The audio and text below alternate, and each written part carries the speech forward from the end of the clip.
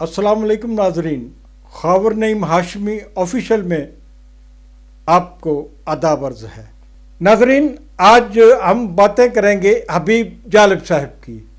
حبیب جالب ایک آوارہ گرد شاعر جسے عام طور پر ناقدین شاعروں کی فہرست میں شامل ہی نہیں کرتے، ایک ایسا شاعر جس نے ہمیشہ عام آدمی کی بات کی، حالات حاضرہ کی بات کی، اس ملک کی بات کی، اس ملک کی سیاست میں حصہ لیا، اس ملک میں جمہوریت کے لیے اپنے جسم پر کوڑے تک کھائے، وہ حبیب جالب۔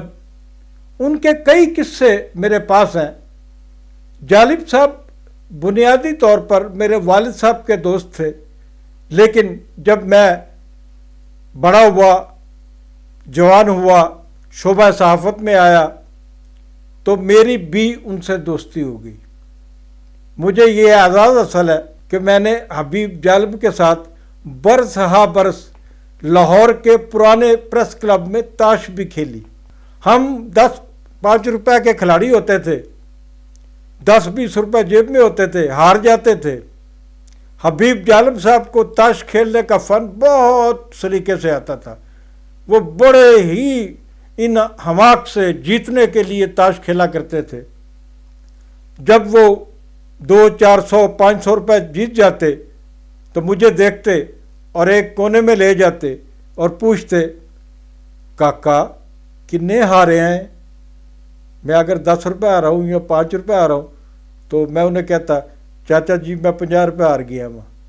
وہ 100 روپے جیب سے نکالتے، مجھے تھماتے اور لاہور پریس کلب کی سیڑھیاں اتر جاتے۔ حبیب جالب صاحب کی آج جو واقعہ میں آپ کو سنا رہا ہوں، یہ بہت ہی دلچسپ واقعہ ہے۔ جب ہم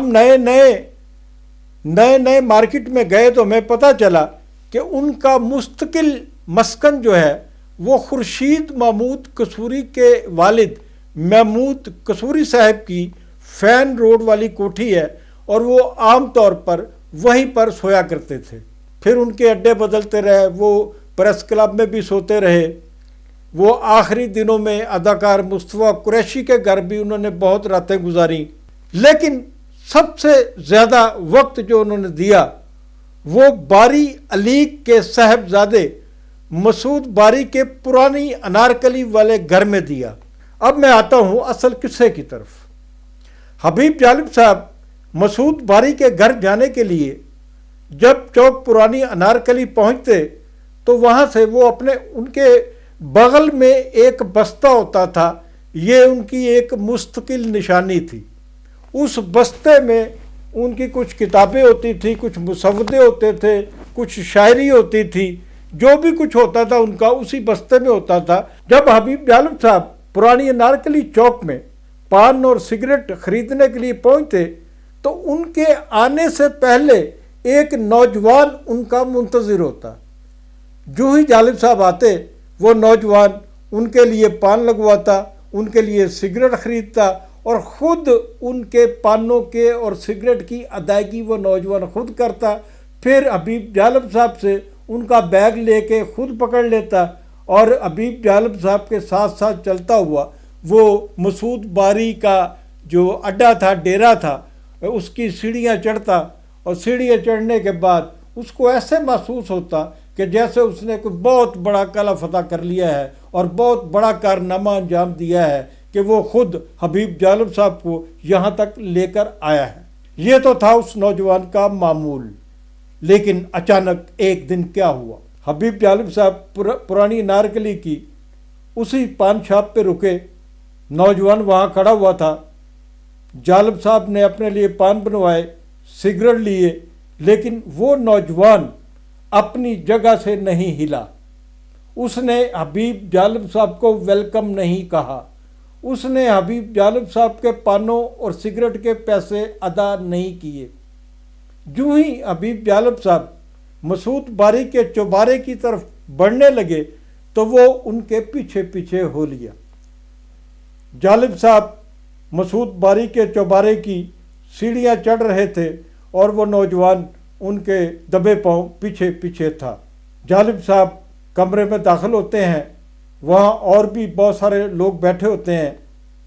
وہ نوجوان جو حبیب جالب کی خدمت کو اپنی عبادت سمجھتا تھا، اس دن بہت غصے میں تھا۔ ایسے لگتا تھا کہ وہ حبیب جالب صاحب کا گریبان پکڑنے والا ہے، حبیب جالب صاحب کے ساتھ کوئی بدتمیزی کرنے والا ہے۔ اس کا چہرہ اس کے تاثرات بتا رہے تھے کہ آج اس کے دماغ میں کوئی کھچڑی پک رہی ہے۔ جب کچھ لمحے گزر گئے، 1-2 منٹ کے بعد لوگوں نے اس سے پوچھنا شروع کیا کہ نوجوان، آج تم انتہائی غصے میں نظر آتے ہو، خیر تو ہے؟ اس نے کہا، یہ شخص جو آپ کے گھر میں روزانہ آتا ہے اور کہتا ہے کہ اسے پوری دنیا جانتی ہے اور یہ بڑا مشہور شاعر ہے، اور آپ بھی اس کو شاعر سمجھتے ہیں، یہ شاعر وائر نہیں ہے، یہ تو ایک جھوٹا آدمی ہے جو آپ کو الو بنا رہا ہے۔ ایک صاحب نے پوچھا، تمہیں کیسے پتا چلا کہ یہ شاعر نہیں ہے اور یہ لوگوں کو الو بنا رہے ہیں، یہ وحی تم پہ کیسے نازل ہوئی؟ وہ نوجوان نے کہا، سر میں تے ان پڑھ ہاں نا، میں تے نہیں نہ پڑھیا لکھا، پر ساڈی بھن نے تے ایم اے کیتا ہے نا۔ کل راتی اسی گھر چ ایویں ذکر کر بیٹھے کہ اسی اج کل غالب نال بیٹھنے اٹھنے ہیں۔ میری بھن نے حیرت نال میرے ول تکیا، کہندی وے تو کہڑے غالب نال بیٹھنا اٹھنا ہے؟ وہ تے 1869 دے وچ فوت ہو گئے سن، تیرے نال کوئی دھوکھا ہو رہا، غالب بن کے تینوں ملدا۔ نوجوان کی اس بات پر اس کمرے میں تو بہت بڑا کہکا بکھرا، لیکن جالب صاحب کے چہرے کی ہوائیاں اڑی ہوئی تھیں۔ وہ بدحواس نظر آ رہے تھے۔ انہیں سمجھ نہیں آ رہا تھا کہ جالب کو غالب سمجھنے والا یہ بے وقوف آدمی ان کی خدمت کرتا رہا۔ ناظرین، حبیب جالب صاحب کی کہانیاں اور بھی ہیں ہمارے پاس۔ موت سے پہلے وہ لندن کے کرامویل ہاسپٹل میں ایڈمٹ تھے، اور میں اس وقت روزنامہ جنگ لندن کا چیف نیوز ایڈیٹر تھا۔ وہاں کی ایک کہانی آپ کے لیے میں نے محفوظ کر رکھی ہے، وہ آئندہ نشست میں آپ کو سناؤں گا، لیکن جاتے جاتے گزارش کرتا ہوں کہ خاور نعیم ہاشمی آفیشیل کو سبسکرائب کرنا مت بھولیے، خود بھی سبسکرائب کیجئے، دوستوں سے بھی کہیے، لائک کریں اس چینل کو، اور اس چینل کو فارورڈ کریں اپنے تمام احباب کی طرف۔